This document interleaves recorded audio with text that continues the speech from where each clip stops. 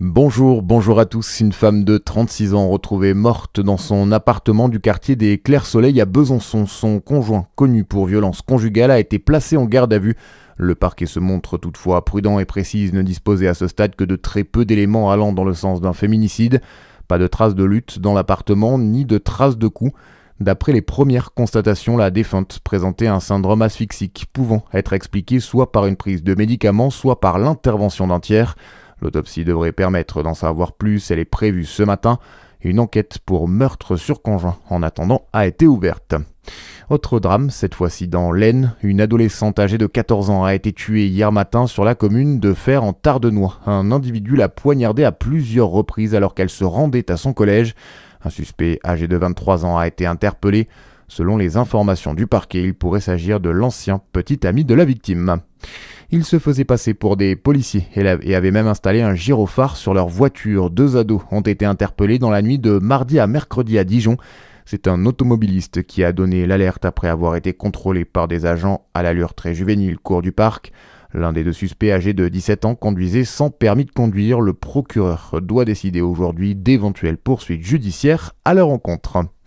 Les votes sont ouverts depuis mardi. La ville de Dole appelle les habitants à choisir le nom du futur parc urbain.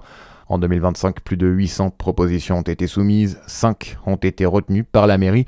Parc de la Rive-Gauche, Parc des Rives, Berge du Doubs, Parc de la Vouivre ou bien tout simplement le parc. Les votes en ligne sont ouverts jusqu'au 20 mai avant l'inauguration prévue cet été.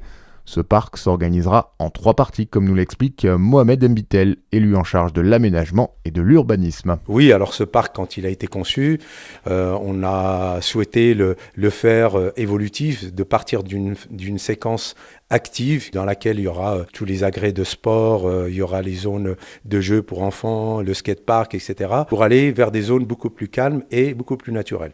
Donc on a 3 séquences, la séquence active, une séquence de repos et détente et puis une séquence plus naturelle. Aujourd'hui, on respecte bien notre planning initial avec des travaux qui vont se terminer sur tout début juillet. Donc on espère offrir aux Dolois la possibilité de profiter du parc dès la fin de la première quinzaine de juillet. Des propos recueillis par Charlie Chevasson. À la page des sports, Paris défendra son titre en finale de la Ligue des Champions. Le PSG a validé son billet hier après son match nul 1 partout contre le Bayern Munich. La finale est prévue le 30 mai prochain à Budapest face à Arsenal. Et puis Chalon-sur-Saône attend la grande boucle de pied ferme. Le département de Saône-et-Loire a organisé une après-midi consacrée au vélo. Hier à J-71 de l'arrivée du Tour de France. Ce sera lors de la 12e étape le jeudi 16 juillet. À suivre votre météo sur Fréquence Plus.